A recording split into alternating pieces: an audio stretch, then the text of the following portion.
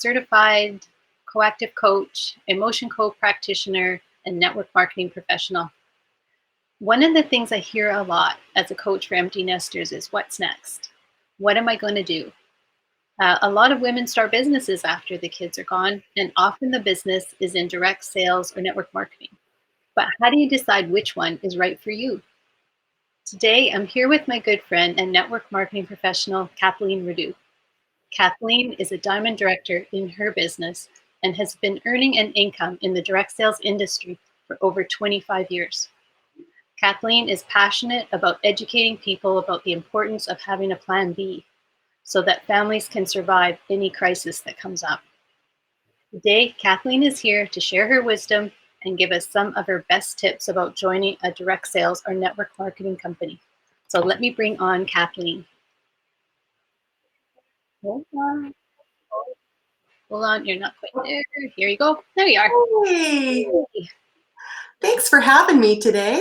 It's so exciting to have us on here together. Yeah, it's so great. Everybody's keeping safe and healthy, so that's really great. Well, thank you for having me. And as you know, I love this profession. I've been in this industry for 25 years. And I really want to help change the way that people look at direct sales and network marketing and help them see that it is such a viable vehicle for amazing success in so many areas of your life. I started this journey 25 years ago because I really just knew that I had something in me that could do it. Whether that was an entrepreneurial spirit, I knew I didn't want to work for anybody else, and I knew that I could do it if I really put my mind to it. So we're in unprecedented times right now, right? I mean, I think that so many people right now, they're looking at, do I want my financial situation to be in the hands of somebody else, or at this time right now, at the world's hands? And, can I take that back into my control? And that's why it's so great that you asked me to do this today, because, again, I'm so passionate about this industry. Yeah, it is amazing. And I think a lot of people have, they don't have the right notion about what it is. There's still a lot of bad feelings about how these kinds of companies are. And it's really important to know what to look for. Yeah. Yeah. And again, it is a challenging profession, and a lot of it is there is a huge stigma attached to network marketing, and more network marketing than direct sales. I mean, we call them cousins, but they are quite different. But there is a lot of stigmas attached to it, and a lot of people who've had bad experiences. But for every person that's had a bad experience out there, there's thousands that have had a good experience. Yeah. And I really believe that the rewards are right if you get it right. And that's why being able to share some of the tips that I've learned over the last 25 years, it's great. Just some things that you can use to help check off your list, if you're on the right track, you're looking for. Maybe you can share a little bit about what the differences are, because you've been in both of them. Yeah. And a lot of people think that they are the same, and they're not exactly the same. No, they're very different. So with direct sales, you're hustling in direct sales. You're getting out, you're doing shows. I mean, I've seen the industry change over the last 25 years so much with the, social media platform, and it's evolved so incredibly different. So it has made it easier, but it's also made it harder for people who've been in the industry for a long time, because we've got to relearn how to do things. But with direct sales, it's more you're going out and you're doing a sale. So you're actually just representing the company. You're doing a sale. Many of you have been to jewelry parties or clothing parties or candle parties. Those are direct sales. You make an income and a commission off those sales. There's an element to that where you can build a team and become a leader and help other women do or men do what you're doing. In network marketing, it's more where you're sharing a product, but you're also looking for other people to share the opportunity. So you're building larger teams, you're reaching a greater reach of people, and it's quite different. And the one benefit about network marketing, which I love, is that when you're out doing direct sales, whatever you make that night, that's your commission. It's commission based.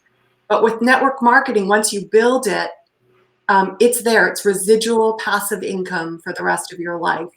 And that's where really time freedom and financial freedom come in. And that was the shift for me. 10 years ago, I saw the huge difference between, I'd worked 15 years in the direct sales industry, but if I'd had stopped working, I wouldn't have continued to make any money.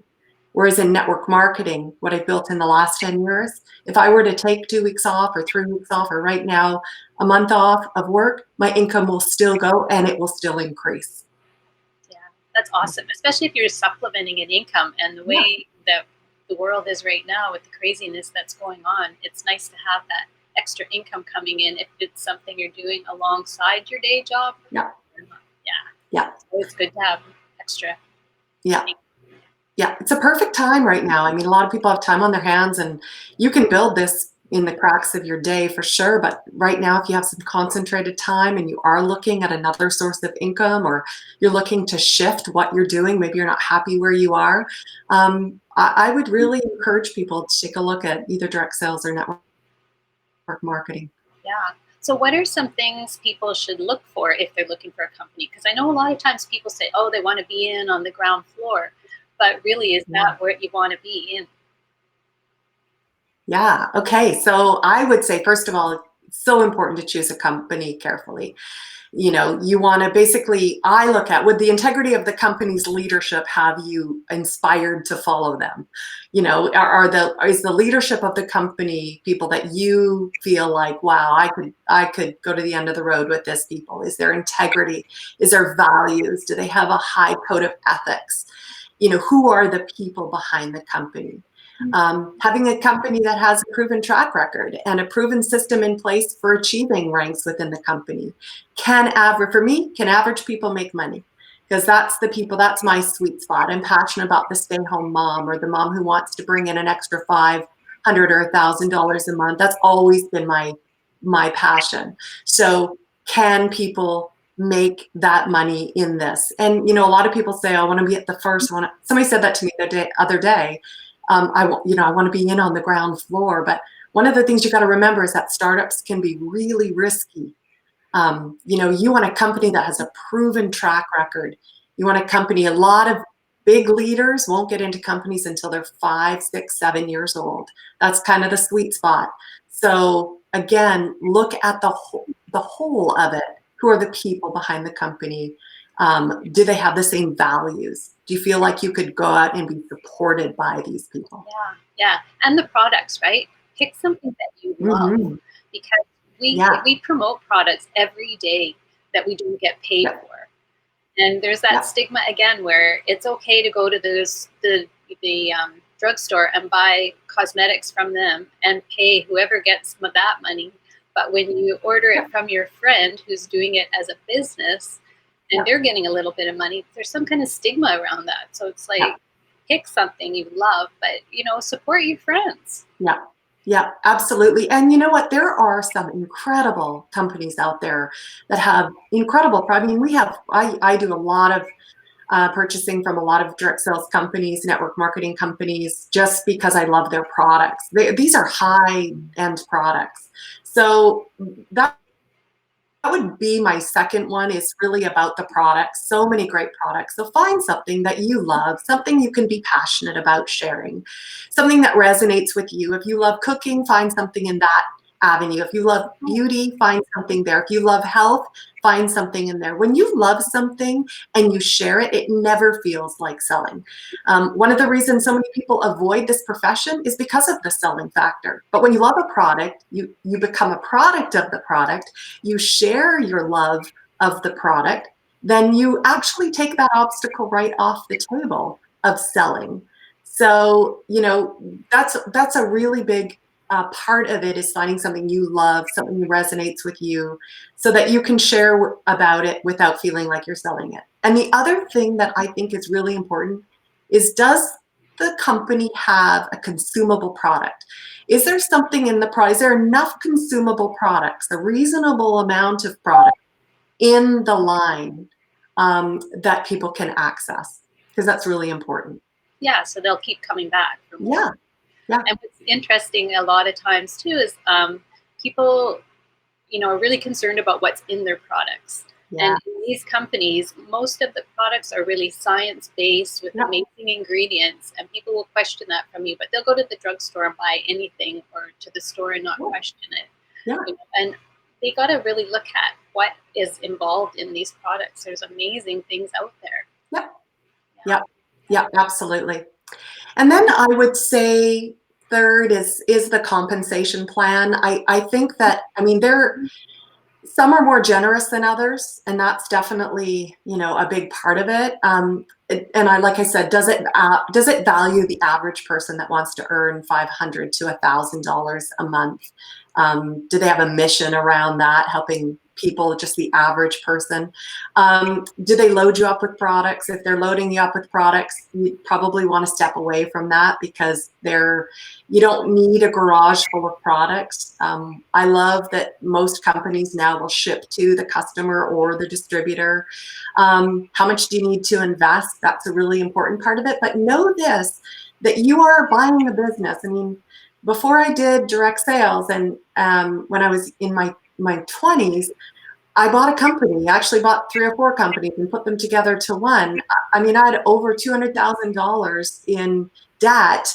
An average franchise, when you think about the investment there. So if somebody's saying to you, be a product of the product, buy the product, do that. I mean, most of these companies scale those packages to be beneficial the more that you get, so that you can try the product. So do consider making an investment. I mean, a lot of people want to come into a business and not spend anything. That's not realistic, right? I mean, yeah, but they would think nothing of buying a franchise if they were going to open a Tim Hortons or Right. McDonald's and spending hundreds of thousands of dollars. Yeah. And yet the income potential is there with Yeah. these businesses for even, a small Yeah. amount. They go anything from $0 to a few $1,000s, but a few $1,000s is nothing when you don't have to do any of the back end. Exactly. And you think about all the systems, all the computer stuff in place that they have and stuff. So again, making that initial investment is really important. But you want to have a compensation plan.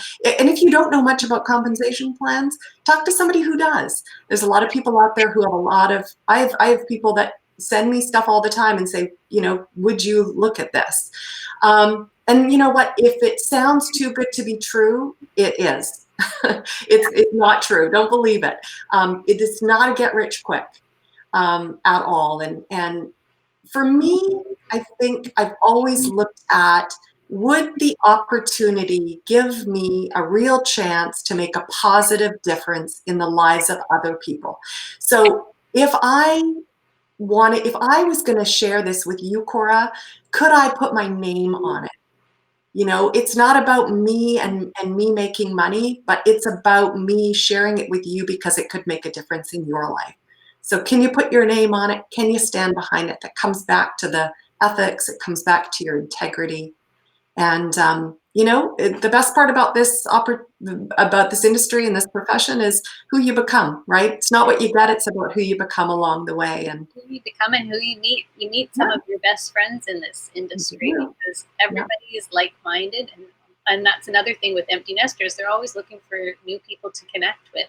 And this is a great industry for meeting other positive, like-minded people, because that's part of what we do as well. It's not a lot of people moaning and groaning out here. We're looking to grow and expand ourselves as well as doing a business. Yeah. And like I said, it's not always easy, right? It's hard. You have hard days. And I think about I've been 25 years every day where I've had to, and I've done some really creative things. I built an office on the backside of one of my garages so that I could walk to work every day and actually can make active time in my office that was separate from my home environment. You got to make a commitment. It takes, there aren't any shortcuts.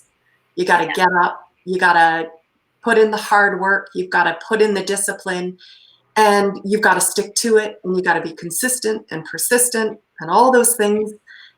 Read a lot of self-development books, reach out to a lot of people, connect. I mean, we're in this incredible environment where we can reach out now through social media, which is so great.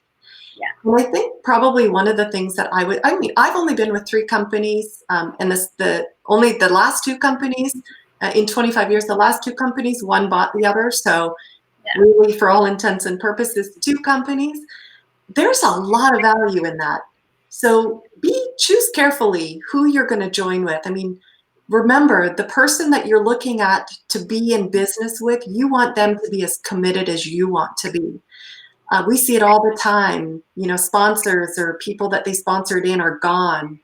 Um, you know, I have conversations a lot with some of the leaders on my team, and one of the reasons why they want to stay is because of the people that they've brought in and their integrity behind that. So sticking to it, and don't get, you know, drawn in by other shiny pennies. Stick to it. If you find a company that you love and you're inspired by their bigger mission to make a difference, and you love their products, then put in the time, stay committed, and you can have success, and you can have that elusive time freedom, financial freedom. It's there. Yeah. And that's the great thing. I mean, this business is for anybody if you're willing to invest in yourself and Yeah. what you need to do to get ahead. It doesn't matter where you came from. It might take a little longer, but it's possible for everybody. Yes, it's such a level playing field. It really is. Yeah, awesome. Yeah. So as we're kind of wrapping up here, do you have any little final words you'd like to share with everybody before we go? No, I think that, you know, I go with my gut a lot and go with what feels right for you. And just stick to it. Don't give up. Don't quit. You are, you know, 3 feet from gold. Every time that you take one step closer, you know, to what your big picture is. And there is nothing, especially in these times of, you know, really scary times for a lot of people financially. And there is nothing more rewarding than knowing that what you've built will see you through to the other side of all of this. So Yeah. it now is a really good time. Yeah. Yeah, well, thank you so much for joining me today, Kathleen. And everybody watching, if you have any questions, feel free to reach out to Kathleen or myself. Yeah. I'll post the links for our websites with the video if you want to check it out, and we'd be happy to help you figure out what you want to do. So we'll see everybody again next week. But thanks again, Kathleen, and we'll talk to you guys soon. Thanks, Cora. Bye, everyone. Bye.